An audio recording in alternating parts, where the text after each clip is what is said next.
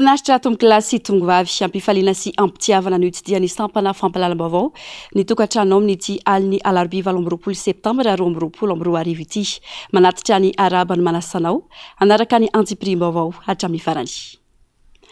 Niona tamin'ireo mpitarika ny antokotima tsy tazana efa ela sy tsy nandrenesapeo androany filoha Marc Karavalmanana. Solitena ihany ireo tonga teny amin'ny trano fonena ny filoha Marc Karavalmanana ireo saingy nahavelom-bolo ny nahita ireo endrika taloha ela tsy tazana ary fa tena vonona amerina ny filoha Ravalmanana eo amin'ny fitondrana ny Madagasikara indray izy ireo. Asinandriamalala sy Tahirniana. Nametraka afatra ho an'ireo mpikambana rehetra manerana any Madagasikara androany ny filoha Marc Karavalmanana mba anaramasina nisy mpifidianana. Nadomboka tamin'ny fioanana tamin'ireo mpitarika ny antokotima tsy tazana tao anatin'ny fotoana maharitra ity asa fanentanana ho an'ny olom-pirenena tsy akanavaka ity ka ny antefa tamin'ireo mananjo ifidy ity afatra ny filoha Marc Karavalmanana ity. Tanjona kendrentsika dia hoe fandrindrana ny serasera amin'izao fanentanana ny olona mba hisoratra anarana anatin'ny lisy mpifidianana zao. Ka ny paikady azotsika atao indrindra dia hoe ilazana daholo ny rehetra hoe aiza malaindaina fa samy mihetsika. Fa na dia sakanandrareo atsika aty amin'ny aty tsy voasakanandrareo mihitsy ny teknôlôjia. Ka ny foto-kevitra ataontsika amin'izany dia hoe aotsika ino mandana finoana, mandana fasahina ary mijoro mandrakarivo ny fahasahintsika mijoro ary ny finoana izay nanantsika dia tsy maintsy iseho azy eo ihany marina. Nahatra ora maro ny fionana teo amin'ny filoha Marc Karavalmanana sy ireo mpitarika ny antokotima eny fotony androany ity.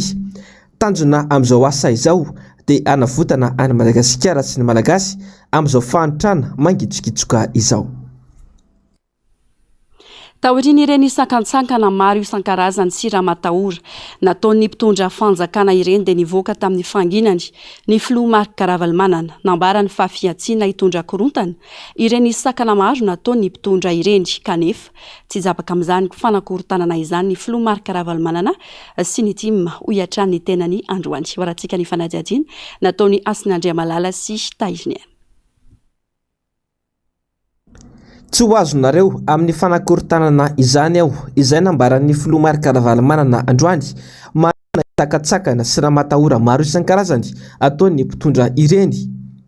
Ohatra amin'izany ny fanakana ny mpitondra ny fankalazana ny tsingeritaonan'ny tima isaparitra, ny fanakana ny mpitondra ireo vahoaka ijery ny tantarany antokotima, ny fanakana ny mpitondra ny fiara mitondra ny filoha Marc Karavalmanana isaky ny tany izay alehany. Zany ny pirofo fa tena hoe fiantsiny reny mba tonga antsika andika lalàna, tsy andika lalàna mihitsy tsy mampirisika anareo andika lalàna satria izany natao zava-tozana iny hoe tany tsy tan-dalàna ny mitondra, tany mpanonga-panjakana ny mitondra ka tsy hanao an'izany mihitsy hoe nanonga-panjakana zany fa manaraka ny lalam-panorenana, manaraka ny lalàna velona misy eto an'ity firenena ity. Mampafantatra an'izao mivoaka malagasy hoe aoka isika tena anana an'izay toetra masina izay. Nous avons besoin de ça. Araka mifantatra dia efa nandefa taratasy ho an'ny sehatra iraisam-pirenena ny antokotima satria mampanontany tena ihany ny fihetsiky ny mpitondra amin'ny sakana ataony isak'izay mihetsika ataon'ny antoko. Tsara moa ny mampafantatra fa misy ny lalàna laharana 240 tsipika 420 mifeny antoko politika saingy itsakitsahan'ny mpitondra tahaka ny mahazatra izany lalàna manan-kery izany.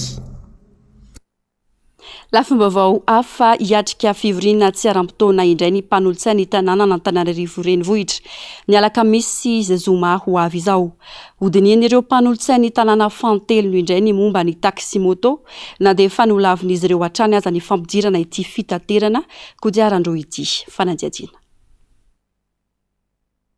Azo adika ho fanerena ankolaka ireo mpanolotsaina tanàna andinika fantelony indray ny momban'ireo taxi moto maniry ny hiditra amin'ny ara-dalàna ny fampiantsoana fivoriana tsy aram-potoana 2 andro hoy Clémence Ranirina filohan'ny FDR sady mpanolotsaina ny tanàna eto Antananarivo renivohitra. 20 andro lasa izay telo lavin'ireo mpanolontsaina ny tanàna fandroany ity fampidirana taxi moto iaza eto andrenivohitra ity ka izao asaina hodinihan'ireo mpanolontsaina fantelo ny izao indray. Tsy vitany fividianana fotsiny ihany fa mbola takiany mpitantana ny tanàna Antananarivo renivohitra ihany koa ny antony nandavan'ireo mpanolontsaina ny tanàna izany. Mangataka fanapahana indray avy aminay mpanolontsaina mba hanazava mazava hoe inona no andraisanay an'ilay hoe tsy ekena le izy. Dia tsy haiko hoe teny gasy mazava angambo zany hoe ekenareo sa tsy ekenareo ny taxi moto dia nandeha ny fividianana dia nandresiny tsy. Zay aloha zany ny zava-dehibe, tsy hidirana ilay hoe manahoana ny elanelana fa miatrika fividianana antsika demokratika andresantsika dia zay lany lany dia zay tsy lany tsy lany. Dia nefa ny mahagaga fa ao anatin'izany dia mbola sahan'izy ireo araka ny iverenako ihany ilay teneniko tery aloha hoe tena manao tsinitsiny, mbola zay indray hono mila manazava hoe inona no anazavanay an'ilay teny hoe tsy ekena le izy. Tena mialatsina fa mba hindrana ny tenin'ny solombavambahoaka anankiray miteny matetika hoe tena mieritreritra ny tenanay mpanolontsaina ho concombre ny eo anivony fiadidinan'ny tanàna Antananarivo. Araka ny fantatra dia anatanteraka fivorimbe ny mpamily fiarakaretsaka eto andrenivohitra ny amin'ny sabotsy ho avy izao, izany hoe aorian'ny fivoriana tsara-potoana ny mpanolontsaina ny tanàna. Maro ny asa fampandrosoana efa vita ao amin'ny komina Alasora. Tanjona napetraka ny tsy maintsy hamana ny olana imponina hoy ny ben'ny tanàna ao an-toerana. Afatra Solondraibe sy Mathieu Presi. Voafaritra tamin'ny fandalenana ny teti-bolan'ny komina ho an'ity taom-piasana ity fa ny 300 dia atokana ho an'ny fampiasam-bola makany amin'ny fampandrosoana. Tafiditra ao anatin'izany avokoa ny sosialim-bahoaka sy ireo sehatra izay tena mampikakaiky ny mponina. Nandritra izay roa taona sy tapan'izay dia jiro mahery ny 400 no voapetraka mitovy hatrany ny asa ho fampandrosoana ny komina. Anisan'izany ny fametrahana ny resaka fandriam-pahalemana ao anatin'ny komina. Ny komina Alasora dia nanamboatra ny brigadiny gendarmerie eto Alasora, ny trano iasan'ny gendarme zany sy ny trano iasan'ny polisy ihany koa, ny commissariat de la sécurité publique. Koa mifandraika amin'izay ny fametrahana ny jiro an-dalambe ho an'ny ireo fokotany sy ireo lalambe rehetra atao anatin'ny komina Alasora ka fanabeazana. Nanao zahay EPP, nanorina EPP niaraka tamin'ireo mpiara-miombonantoka ary ihany koa manatsara ireo sekoly izay efa misy mba hanatsarana ny tontolo iainan'ireo mpianatra.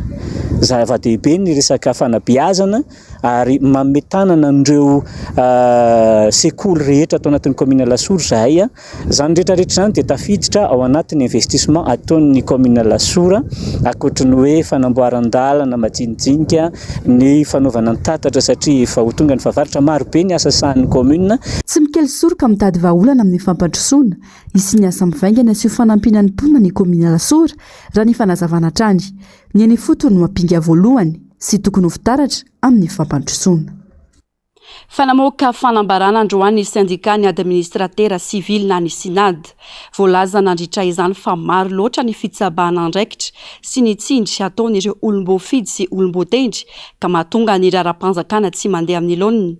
Milaza ny andray fanapa-kevitra ny syndicat ny administratera civil raha tokambola misy trangan-javatra tahaka izany. Zavandria Maefa sy Andre Rakotomalala no mitatitra izay vaovao izay. Napiakapeo indray androany syndicat-ny administratera civil manoloana indrindra ny tsindry sy ny fitsabahana andraikitra ataon'ireo olom-panjakana ambony eto amin'ny firenena.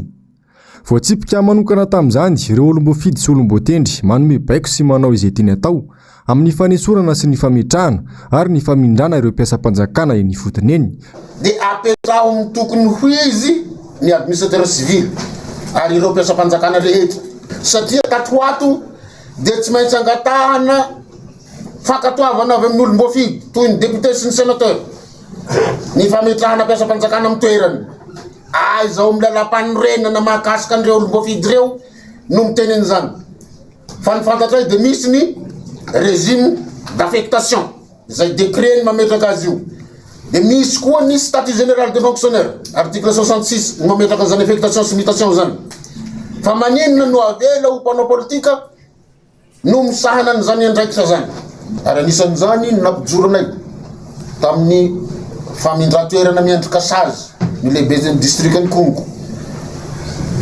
Io fanaovana ny préfet ny Bongolava io satria misy be ny tanàna vitsivitsy azo isahana amin'ny ratsan-tanana izay mitondra sora-baventy hoe miala préfet tsy asan'ny zareo zany fa asan'ny ministère de l'intérieur asany any amin'ny conseil des ministres no manala préfet fa tsy asan'olom-boafidy zany zavatra salamy zany no manimba nyty firenena malagasy ty. Tsy mitsahatra ny miantso ny mpitondra fanjakana fohy be hijery akaiky izany olana sedrain'izy ireo izany ny syndikany administrateur civil. Mety sy ny fanapahan-kevitra ho raisina raha toka amin'ny manao be marenina ny mpitondra hoy izy ireo. Efa nisy ihany koa mantsy ny fangatahana fifampiresahana nataon'ny sinady tamin'ny fanjakana fohy be, saingy mbola tsy nahitambokana izany mandrakandroany. Ka eto izahay dia mangataka Andriamatao filoha, Andriamatao Premier ministre lehibe ny gouvernement, fa azahoaintona toy ny omby re tompoko, satria ny omby ny mandeha ihany ny kapohina fa ny tokona safosafoina. Olombelona izahay mpiasa mpanjakana tonga saina ary mitodika amin'ny vahoaka izay mampiasa anay. Mbola hendry le syndicate eto sady manaja ny fitsipoka, manaja ny be sy ny maro, satria zay nitabaky ny be sy ny maro teo hoe hiveriny eto izahay. Misy zavatra dinihina indray mandeha dia hiveriny eto izahay aorinan'izao dia hovaliana amin'izay zay fanontanianao zay hoe hampitandrina foana hoe sa hiteny foana misy fanapahan-kevitra ho raisina. Nanatanteraka fivorim-be tsara-potoana tetsy Anosy moa androany ny syndikany administrateur civil. Telo makasika ny raharam-pirenena ankehitriny voaresaka tao anatin'ny fandarana miara-manonja androany. Ankoatra ny fitsiriana izay nataon'ny IGE sy ny logiciel izay ampiasain'ny SONI dia noresahana izy ireo manokana ihany koa ny makasika ny fampidirana ireo olona tazonina amponjavonjy maika ho ao anaty lisy mpifidianana. Germaine Mejanary sy Mathieu Prince. Tsy mahatsiaro krizy ny mpitondra fa efa sambatra amin'ny fandanina ny volam-bahoaka. Io raha fehezina ny fanehoan-kevitra tao anatin'ny fandarana miara-manonja ho an'ny androany. Raha niresaka makasika ilay vola mitentina 1.5 miliara ariary voatsiriky ny IGE nandritra ny 7 volana. Nandritra ny 7 volana io fa nanahoana izany izay 3 taona lasa izay. Tsy manana programa mazava ny fanjakana fa mandany volam-bahoaka fotsiny ary profon'izany ilay volan'ny Jirama 500 miliara ariary tao anatin'ny LFR 2024 izay lazaina fa efa lansady ankehitriny. Tsy manana programa le mpitondra aloha oka zava azavaina aminareo foana ry vahoaka malagasy vola tsy an'ny fanjakana nge vola knapsy dia ahoana moa ny tokony hanaova amin'ny fanjakana anoratra izy hoe ho aminy 3 alina vao amin'ny knapsa anisan'olona tsy mety nge zany. Ankoatra ny fanodikodinana ny volam-panjakana io dia nitakiny anaovana audit ny filohan'ny vondrona parlementaire team amin'ny logiciel izay ho ampiasain'ny CENI amin'ny fifidianana, indrindra fa manoloana ny fanavaozana ny lisy mpifidianana. Tsy matoky anareo izahay. Raha ohatra amin'ny fotoana anankiray fikarakarana ohatra nakatona ny fanavaozana manontolo ny lisy mpifidianana, tsy misy insertion possible atsony ve ao anatiny. Rehefa anao démonstration nareo dia atsoy izahay. Fa nefa mbola tsy ampy zay. Fatakinay rehefa anao démonstration nareo amin'ny fotoana alohan'ny karakarana irosona amin'ny tena fifidianana sy ny latsabato. Tokony tsy misy anarana afaka asisika itsony amin'ny fotoana izay fanarahana. Ankoatra io dia nasian'ny fandaharana resaka ihany koa androany ny mahakasika ny fampidirana ireo olona IMD nanotazomina mponjavonjy maika ao anatin'ny lisy mpifidianana. Ahoana ny ikaroana mpifidy mahery ny telo tapitrisa. Dia ohatrany nefa voavaly sahady le izy ny amin'ny hoe jugement supplétif dia iny no mitarika kara-panondro vaovao dia soratana any amin'ny copie faobe zany dia mitarika kara-panondro iny rehefa aveo vaovao dia voasoratra ny anaty lisy mpifidianana.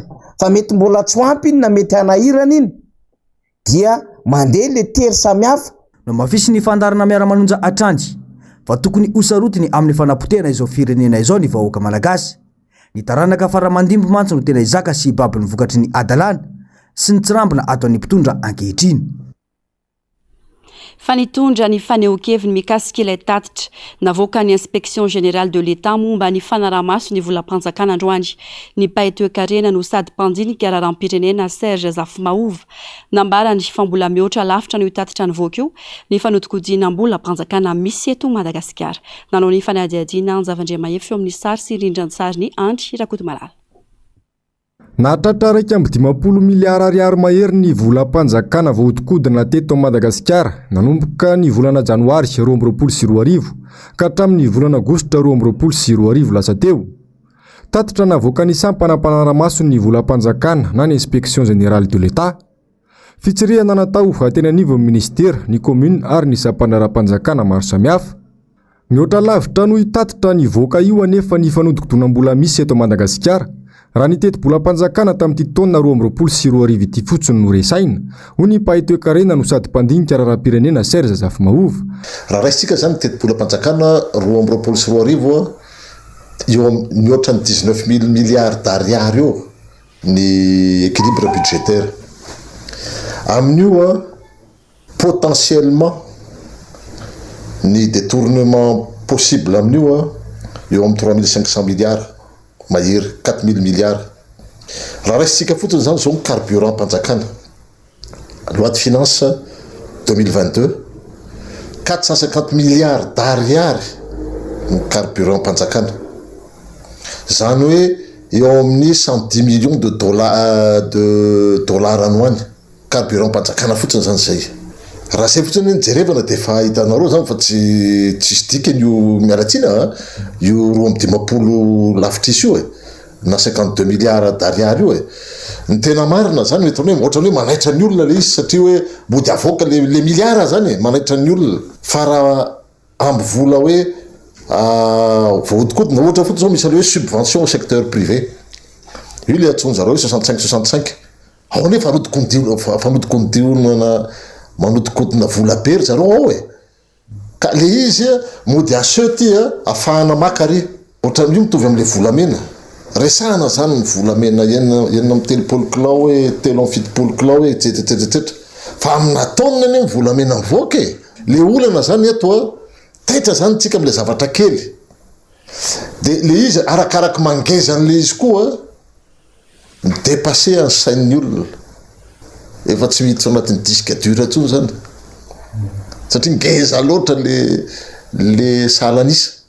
Tokony apetraka amin'ny toerana sahaza azy ary omena fahafahana manao ny asany malalaka ireo mpanao fanadihadiana na izany ara-pitaovana na izany arak'olona ho ihany ny fanazavana. Ny fametrahana ny organe de contrôle mihitsy tsy mety satria tsy ampy fitaovana tsy ampy olona de ny IGE koa zany mila renforcer aloha ny personnel, mila renforcer ny capacité technique sy ny pouvoir réel coercitive zany hoe tokony tsy andro zareo baika avy any amin'ny présidence fa afaka manao autosaisine izy rehefa tokony ilaina misy zavatra ilaina ny tsy ny IGE reny mahavarina zany am'le fomba fiasa fa na ny bianco sy ny karazany io reny mahavarina daholo le fomba fiasa hoe le trondro kely foana zany ny enjehana fa tsy ngeza de zao re hoe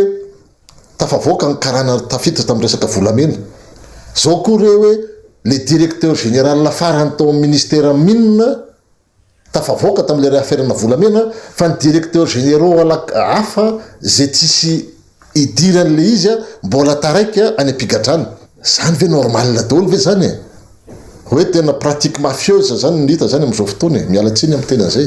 Tsy manana politika mazava ary tsy manana finiavana hanafoana tanteraka ireo tsy maty manodikodina ny volam-panjakana sy mpambotry firenena eto Madagasikara ny mpitondra ankehitriny ho ihany ity mpandinika raharaham-pirenena ity. Lasibatry ny mafiany harem-pirenena sy ny volam-panjakana kanefa ny vahoaka mizaka ny tserany ainy noho izay tsy faiza mitantany ny mpitondra izay. Pejiny sosialy sy namoaka fanambarana mikasika ny famodirana amponja ireo mpitantana tobin-tsolika sasantsasany ao Tomasina Omaly ireo mpitantana tobin-tsolika ao an-toerana teboka enina no navoitra izy ireo nandritra izany ka itakiny fanadihadiana lalina mikasika ny fanapoana solika mba tsy siny ayain'ny mpanjifa amin'izy ireo. Avitra Sondriabe sy Mathieu Princy. Manoloana ny tranga mikasika ny raha solika osika atao Tomasina ka nampidirina ponjavojo maika ny tompona andraikitra eo anivon'ny station service na tobin-tsolika sasatsasany dia nanao fanambarana ireo mpitantana tobin-tsolika rehetra atao Tomasina izay mivaky toy izao. Teboka voalohany, tsy tomponantoka velively ao anatin'ny fanaovana solika osika ny tobin-tsolika izay tantaninay. Teboka faharoa, ny tobin-tsolika dia manao commande ary mividy solika amin'ny compagnie pétrolière. Rehefa tonga ny solika dia tsy maintsy manaraka ny procédure de dépotage apetraky ny OMS na ny office malagasy des hydrocarbures sy ny compagnie pétrolière izahay ary manao ny fitsirihana sy ny fanaraha-maso rehetra mikasika ny fatra sy ny kalitao araky ny fenitra tokony ho izy. Teboka fahatelo, mandritra ny fanaraha-maso izay ataon'ny tombon-tsolika nojerena ny numéro de scellé mifanaraka amin'ny bon de livraison, ny fatra araky ny commande ary indrindra ny kalitao araky ny fenitra tokony ho izy amin'ny alalan'ny fitaovana fitsirihana kalitao nomena ny tombon-tsolika dia ny thermodensimetre zany. Teboka fahaefatra, manao ny asanay ara-dalàna izahay manjara ny solika mahafen'ny fenitra ivarotana azy araky ny fatra ilain'ny mpanjifa. Tsy afaka mandana manao refus de vente izahay ka tsy tompona andraikitra velively amin'izay rehetra ampiasain'ny mpanjifa ny solika novidiny. Teboka fahadimy, no nitoedra raha misy amin'izao fotoana izao anefa dia maneho ny ahiahy izahay mpitantana tombon-tsolika rehetra sy ny mpiara-miasa rehetra eny amin'ny tombon-dasantsy no ny endrikendrika tsy ara-drariny izay atao aminay mandritra ny fanatanterahana ny asa. Teboka fahaenina, araka izany dia mangataka ny fitondram-panjakana mahefisatsikajiny izahay mba hanao ny fanady adiana lalina mahakasika ny fanaovana solika osika eto Toamasina. Raha misy kosa nefa ny tombon-tsolika tafiditra ao anatin'ny fanaovana solika osika dia mangataka ny fampiarana amin'ny lalàna mba tsy hananany mpanjifa ihany momba ny kalitaon'ny solika tsinjarainy ety amin'ny tombon-tsolika. Natao teto Toamasina ny 7 septambra 2024 nanao sony eo ambany ireo mpitantana tombon-tsolika ao Toamasina. Ny faran'androany tetsy Ambodivona ny atrikasana afany ireo solitena maro avy amin'ny ministera samihafa mikasika ny fitantanana ny rano eto Madagasikara. Atrikasa izay natolotry ny gouvernemanta Amerikanina. Andrasana kosa ny tatitra makasika ireo tolo-kevitra voarahiny nandritra izany. Afatra Solondrabe sy Tahiriny. Olana sedrany eto Madagasikara ny resaka rano amin'ny faritra sy toerana maro manerana ny nosy. Ao ireo maintany, ao ihany koa ireo matetika dibo-drano. Maro ihany koa etsakilany ireo toerana sy faritra azo trandrahana ka ohatra amin'izany ny rano ambanin'ny tany, ny renirano maro izay very any an-dranomasina fotsiny ihany. Entina nampiana sehatrana ireo ambana amin'ny famatsiana rano sy ny fampiasana sy ny fitantanana ny rano eto amintsika dia nisy ny atrikasa naharitra 2 andro niarana tamin'ny gouvernemanta malagasy tamin'ny alalan'ny ministera misa enina tamin'ny masivo amerikanina sy ny ingénieur eo amin'ny tafika amerikanina na ny USACE ary ny fibakiona ny tafika amerikanina mitovy aty Afrika na ny US Africacom. Nentina indrindra maritana ireo fomba maharitra azo ampiarina eto Madagasikara iantoana ny famatsiana sy ny fampiasana ary ny fitantanana ny rano. Ary ny dingana manaraka dia itoan'izay fifanakalozana sy fifampiresana izay ny lafiny rotonta zareo avy amin'ny lafiny fanjakana amerikanina sy avy amin'ny lafiny fanjakana malagasy anoan'izay fifampidiniana izay. Anisan'ny loha hevitra nisongadina tao anatin'ny dingana manaraka ohatra ny amin'ny fanamafisana ny fanangonana tonta-kevitra sy atontanisa eo amin'izay sehatry ny fitandrona ny resaka rano izay ary eo ihany koa moa ny fijerevana akaika ny fanamafisana ny fametrahana an'ireo fandrefesana ny abetsaky ny izay arena amin'ny resaka rano izay. Tafiditra ao anatin'ity atrikasa ity ny fandiniana ny fiantraikan'ny fiovaovan'ny toetr'ny andro ho an'ny famokarana sy ny fampandrosoana ara-toe-kare-pirenena. Ny rano no miantoka ny lafim-piainan'ny zanak'olombelona ka mila hametrahana paikady matotra ny fampiasana sy ny fikajiana azy. Araky ny nambaran'ny ambasador amerikanina Claire Pierangelo dia ny fahazoana rano fisotro madio dia ao anatin'ny filana fototra ho an'ny olombelona eo amin'ny sehatra ny fiariana sy ny famokarana ho an'ny firenena. Hatramin'ny taona 724 dia lela volatra amin'ny $970 tapitrisa no efa nomeny USAID na ny sampandrara amerikanina misahana ny fampandrosoana iraisam-pirenena ho an'ny fanatsarana ny fahazoana rano fisotro madio tamin'ny tanan-dehibe sy tamin'ireo faritra ambanivohitra maro teto amintsika. Araky ny teny filamatra dia pirahalahy mianala ny gouvernemanta amerikanina sy ny gouvernemanta malagasy ka hitoy hanampy hanatsara ny fahasalamana sy ny fiainan'ny vahoaka malagasy hatrany izy ireo. Namoaka tatitra momba ny fanadihadiana nataony ny teo anivon'ny Afrobarometra tamazotra manerana ny Afrika manao asa fikaroana amin'ny alalan'ny fitsapakevitra. Hita tamin'izany fa mizara ny hevitra eo amin'ny lahy sy ny vavy mikasika ny resaka fandovana sy ny sehatra politika. Fanadihadiana. Ny fanadihadiana izay nataony teo anivon'ny Afrobarometra mikasika ny fitondofinjo eo amin'ny lahy sy ny vavy dia manambara fa mbola sadasada ihany isika amin'ny fampiarana azy. ohatra amin'izany ny mikasika ny fahazoana asa izay nolavy ny ankamaroany lehilahy raha nitatitry ny fanadihadiana. Mety ho azo ekena sy eritreretina kosa nefa ny fitoviana eo amin'ny fananantany sy ny lafi ny ara-politika raha nitatitra hatrany. Eny amin'ny 20% amin'ireo lehilahy no nametrahana fanontaniana mikasika ny hoe afaka manana zo amin'ny fandovana na mandiby ara-tany ve ny vehivavy? No nanaiky raha toka 2.7% kosa no nanaiky tamin'ny ankilany. Tamin'ireo olona nanontaniana ireo hatrany dia 7% ny lehilahy no milaza fa ny lehilahy no tsara manana toerana amin'ny sehatra politika. Raha 8% ny vehivavy no niteny fa tsara raha atao mitovy ny lenta eo amin'ny malahy sy ny vavy eo amin'ity sehatra ity. Ny 7% ny nanaovana fanadihadiana raha tambatra dia manamarina fa tsara kokoa raha ny lehilahy no mirotsaka amin'ny sehatra politika. Efa misy anefa ireo vehivavy misehatra sy milona ao anatin'ity sehatra ity na eny anivon'ny fitantanana ny fotony ka hatrany amin'ireo mandrafitra ny governemanta. Raha eo amin'ny lafiny asa kosa manatombo hatrany ny lehilahy. Izany hoe na tratratra amin'ny 7% raha toka 7% ny vehivavy nanaiky fa tokony lehilahy no mena sehatra bebe kokoa hiasa raha tody tsy visiny asa. Raha ny taremarika navoaka ny banky iray isam-pirenena ny taona 2024 dia niakatra hatramin'ny 10.4% ny vehivavy mananasy eto Madagasikara raha toka 7.7% zany ho an'ny taona 2024. Mbola izaka mafy araka izany no mila taony ny siny ny fitovinjo izay tafiditra ao anatin'ny fampandrosoana lovainjafy larana fahadimy. Tsy azo vadinonana sy tsontsoniavana ihany koa anefa etsy ankilany ny fisian'ny kolontsaina sy ny fomba izay matetika mametraka olana eo anatin'ny fametrahana ny fitovinjo eo amin'ny lahy sy ny vavy ity. Vaovao fampianarana mahatsapa ny olom-pirenena fa mandringy ara-taoko tontony sy ampampianarana eto Madagasikara. Raha mbola tsy nampiarina akory ilay plan sectoriel de l'éducation na ny PSE fantatra fa efa niova ho transformation de l'éducation indray izany amin'izao fotoana izao. Nilaza ny vovona ny sekoly tsy miankina fa fanatsarana ny ilaina fa tsy fanovana. Mialy Rary Nombana sy Mathieu Princy. Tapitra amin'ny taona 2024 ity ny fampiarana ny PSE izay natomboka tamin'ny taona 2024. Tsy nisy akory nefa ny fampiarana tanteraka ity drafi-pampianarana ity dia nivadika ho transformation de l'éducation izany araka ny tapaky ny firenena mikambana nandritra ny fivoriam-betany Miorka fa 7.7 farany teo.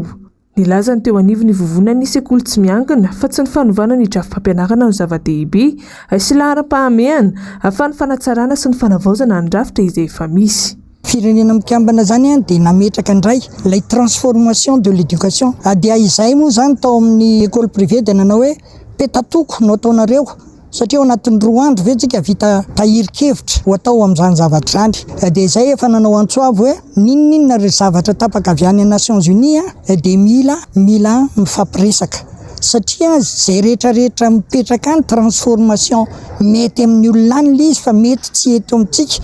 Ary zany transformation zany so mihevitra fa hoe tondra bulldozer dia trongisina le zavatra misy hatramin'izay fa ny zavatra tokony atao dia hoe ny fanatsarana ny fanavaozana antsoiny hoe fampianarana eto Madagasikara.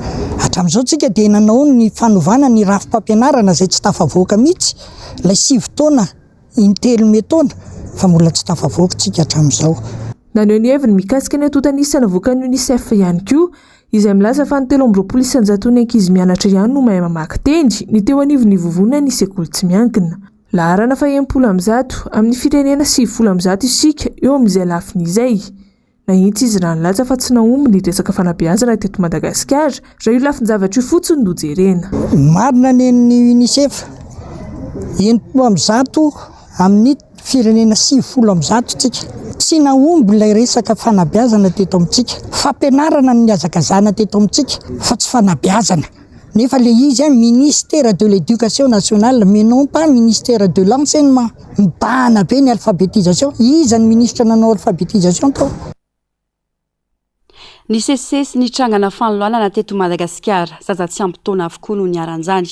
Matetika tsy mifandraika amin'ny fahadisoana nataony anefa ny sazy miatra amin'ny tomponantoka ary misy fotoana vita fitaina fotsiny amin'ny raram-pihavanan'izany. Nambaran'ireo olom-pirenena fa tokony sazy enjana nomena ireny olona ireny mba hanafoanana ity asa ratsy ity. Fanadihadiana eo amin'ny sary ny Mathieu Princy. Saika ireo faritra rehetra manerana ny nosy no andrenesana trangana fanolanana tamin'ity taona ity. Zaza tsy ampitaona avokoa no iaran'izany ary misy mihitsy ireo mamony eny vokatra izay herisetra ranofo miantra amin'izay. Tamin'ny fiandohany ity herinandro ity, zazavavy kely mpianatra amin'ny EPP vao 9 taona monja no naolana ny mpampianatra azy tany Fatsy Vohipeno. Araka ny loharanom-baovao dia nasain'ilay mpampianatra nitondra vola 500 ariary ireo mpianany anaovana karne. Arivo ariary nefa no volan'ity zazavavy ity ka nilaza ilay ramose fa any an-trano no misy vola madinika mirenana izany. No tao amin'ny anaraka azy noho izany ity farany.